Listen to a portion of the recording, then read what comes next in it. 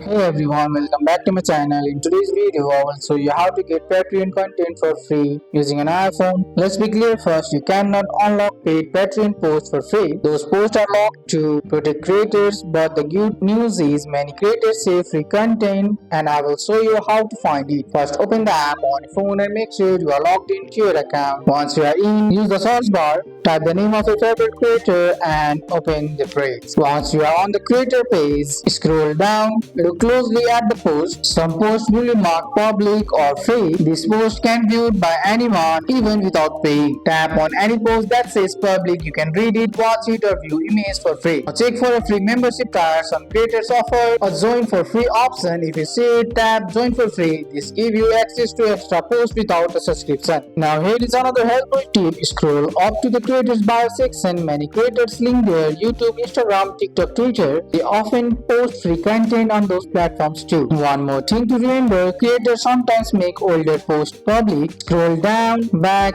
can help you find free content. And that's it. That's how you get free Patreon content that's safe and legal using an iPhone. That's all for today's video guys. I hope you guys like this video. If you found this video helpful, drop a like, subscribe for more videos. Thanks for watching. See you in the next one.